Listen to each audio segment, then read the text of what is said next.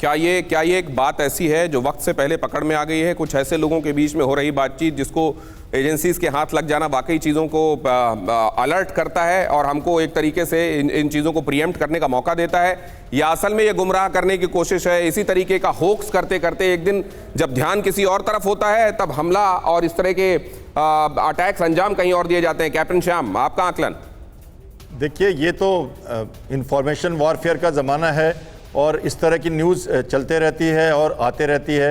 एक कोइंसिडेंस कह सकते हैं कि कुछ बातें इस तरह से हुई हैं। कुछ दिनों पहले रायगढ़ जो मुंबई से थोड़ी दूर है साउथ में, वहाँ भी एक बोट यॉट और एक डिंगी के साथ बोट पकड़ी गई। उसमें कुछ आर्म्स एम्युनिशंस भी थे, उस पर भी काफ़ी बवाल हुआ था। हालांकि वो पता लग गया कि वो कहाँ की बोट है और उसके ऊपर इंक्वायरी चल रही है, इन्फॉर्मेशन कैसे मिला, क्या मिला। लेकिन ये जो मालाफाइड इन्फॉर्मेशन है, डिस्टॉर्टेड इन्फॉर्मेशन है, ये कई बार डाइवर्ट करने के लिए किया जाता है और किसी का सहारा लेके कहीं और न्यूज़ फैलाने की कोशिश की जाती है। शायद हमें इसको समझना पड़ेगा, परखना पड़ेगा और इनको स्क्रीन आउट करके अपने हिसाब से इफेक्टिव इंटेलिजेंस या जो हमारे पास एक और बात जो कही गई है उसको भी शायद गौर करना, हाईलाइट करना और ध्यान देना बहुत जरूरी है। लोकल्स का सपोर्ट हमको हासिल है। जितेंद्र सर, ये भी असल में एक तरीके से ये भी बरगलाने और भ्रम डालने के लिए किया जा रहा है, या ये चीजें देखने के बाद हमको और अलर्ट होना चाहिए?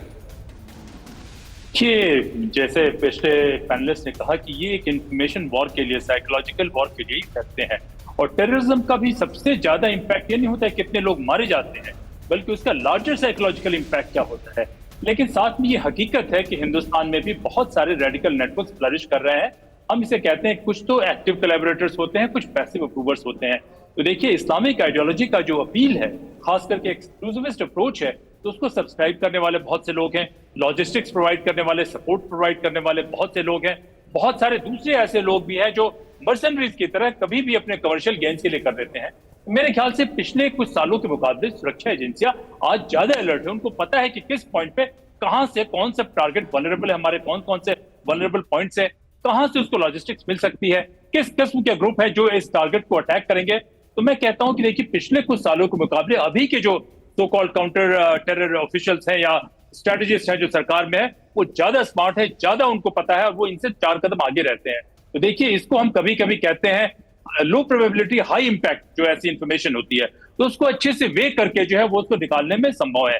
लेकिन हाँ, हमारे देश में सालों से कई एक इनडायरेक्ट तरीके से जो है टेरर के लिए इंफ्रास्ट्रक्चर कहें, रेडिकलाइज्ड लोगों का आप ये कहें, रिक्रूटमेंट के लिए कहें, या उनके फंडिंग के लिए कहें, या उसके लॉजिस्टिक्स के लिए कहें, वो गवर्नेंस में गैप होने की वजह से ये सारी चीजें आई हैं। और मेरे ख्याल से सरकार सक्षम है और सरकार और समाज दोनों को मिलकर इन सारे टेरर के सपोर्ट स्ट्रक्चर्स को डिसमेंटल करने की जरूरत होगी।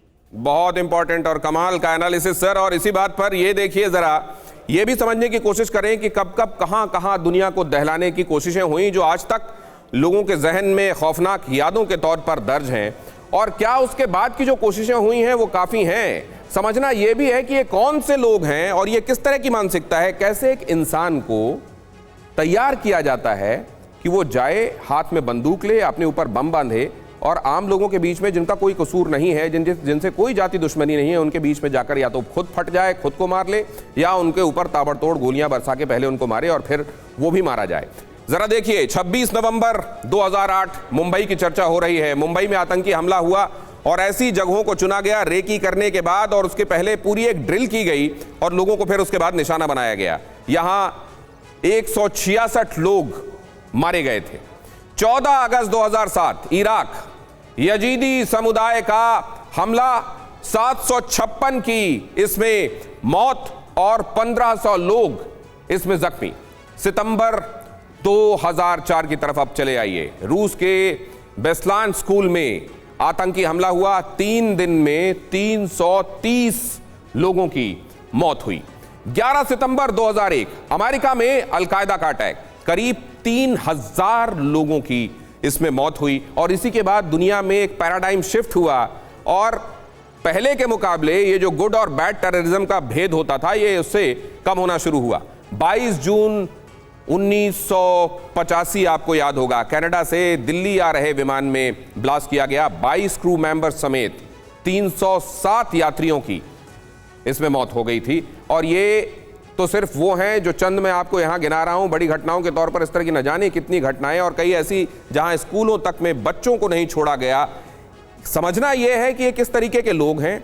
क्या जिन बातों के बिना पर ये लोगों को तैयार करते हैं, जिसमें उनके अंदर ये भाव आ जाता है, वो कन्विंस हो जाते हैं लोगों को मारने के लिए और इसको अपने अंदर वो लेजिटिमेट मारने लगते हैं, ये कैसे होता है? और क्या जड़ मूल पर प्रहार हो रहा है? रूट कॉज को अलग करने के लिए कोशिशें हो रही हैं? मैं जरा ये समझना चाहता हूं सिवाज सर। देखो, ये सच्चाई है कि एक साइकोलॉजिकल वारफेयर किया जाता है और फिदायनी को ट्रेन करने का तरीका है, और सबसे ज़्यादा इसके अंदर माहिर है पाकिस्तान के जो ट्रेनिंग कैंप हैं, फिदायन कम से कम 3000 के करीब सेलेक्ट करेंगे, और वो बच्चे होते हैं, गरीब घरों से होते हैं, उनकी पॉवर्टी को एक्सप्लॉइट किया जाता है और फिर उनको रिलीजियस हिसाब से उनको एक प्रकार। नहीं तो क्या ये जो किसी को मारने के लिए कोई इंसान को मारने के लिए तैयार होता है, बिल्कुल वो क्या पहले कन्विंस होता है और वो कन्विक्शन इसलिए आता है क्योंकि वो रिलीजियस बेस पे उसको कन्विक्शन दिया जाता है? महेश सचदेव सर। हाँ बिल्कुल। देखो, मैं एक उसमें थोड़ा ऐड कर दूं, दिनेश इससे पहले एम्बेसडर साहब करें, ये एक तरीका है और वो ऐसा पुख्ता है कि उसको 2-3 महीने की ट्रेनिंग के बाद वो अपनी जान कुर्बान करने के लिए, दूसरों को मारने के लिए तैयार हो जाता है। यही एक फिदाइन है, साइकोलॉजिकली बिल्कुल ओरिएंटेड होता है। वो लगता है जो काम वो कर रहा है उससे वो सबसे ज़्यादा अच्छा काम है और वो वहाँ से करने से वो सीधा खुदा के पास जाएगा।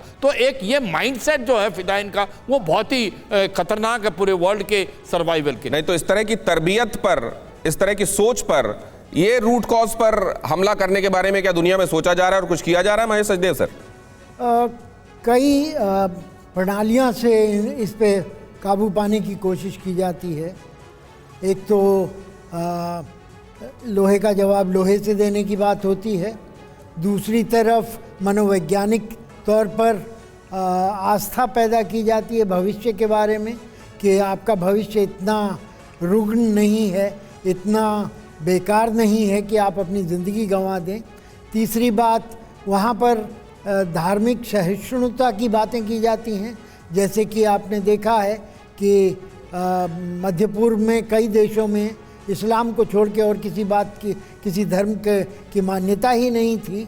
अब धीरे धीरे करके उन देशों की भी समझ में ये आ रहा है, उनकी सरकारों की समझ में ये आ रहा है कि जब तक अगर हम और धर्मों के बारे में बताएंगे नहीं, सिर्फ सेमाइट रिलीजन्स के बारे में, जुडाइज़म और इस्लाम और क्रिश्चियनिटी के बारे में बात करेंगे, तो फिर हमारे बच्चों में सहिष्णुता कैसे पैदा होगी? उसमें धार्मिक अंधविश्वास के हमारा धर्म। तो मैं ये जरा समझना चाहता हूं कैप्टन श्याम, इसमें कौन आगे चल रहा है? वो लोग जो काउंटर कोशिशें कर रहे हैं या वो लोग जो आतंकवाद फैलाना चाहते हैं? देखिए, मेरा मानना यह है कि विश्व में ऐसे जो जगहें हैं जहां पर ये इस्लाम का या एक पर्टिकुलर जो रिलीजन है या उस बेस पे जो ट्रेनिंग होती है, ये उस जगहों पे है जहां के लोग थोड़े से गरीब हैं, थोड़ी सी गैप्स हैं, वैक्यूम्स हैं। और जब यूएई की बात करते हैं, हम अरेबियन कंट्रीज़ की बात करते हैं, तो आप अभी तालिबान की भी बात करते हैं, तो उनकी जो रेडिकल थिंकिंग है उनमें बहुत बदलाव आया है। अफगानिस्तान हो, यूएई हो, या उस तरफ के जो कंट्रीज़ हैं जहां पर धीरे धीरे विकास हुआ है, वो दूसरे को, जैसे हमारे एम्बेसडर साहब ने कहा, वहां पे ये चेंजेस आ रहे हैं। लेकिन ये गरीब देश जैसे सोमालिया को लीजिए, किसी ज़माने में ये पिराट्स के लिए फेमस होता था, लेकिन इंटरनेशनल कम्युनिटी ने जब रूल बेस्ड ऑर्डर के हिसाब से इंडियन नेवी ने भी साथ दिया और इस कोस्ट पे आज के दिन में देखिए पिराट्स की वो जो प्रॉब्लम है वो खत्म हो गई। तो सोमालिया गरीब देश है, वहां पे वैक्यूम हो गया है और ये वॉरलॉर्ड्स के बाद ये अल शबाब वहां पे आ चुका है। तो वहां अगर हम, जैसे G7 ने नहीं दिया इनको और ब्रिटिश ने नहीं दिया एड्स, तो एड्स खत्म हो गई, अमेरिका ने अपने फौज वापस ले ली, फिर से वापस आ गए, ये इसलिए वहां पे वैक्यूम फिल हो रहा है। तो जहां भी पाकिस्तान में देख लीजिए आप क्या हो रहा है, जहां भी तो जहां गुर्बत है, जहां जहालत है, वहां पर ये है। लेकिन ऐसा नहीं है कि इसमें पढ़े लिखे लोग शामिल नहीं है सर, इसीलिए कोई एक पर्टिकुलर कॉज असर्टेन करना भी बड़ा मुश्किल। बहुत धन्यवाद आप सबका मेरे साथ इस चर्चा में जुड़ने के लिए।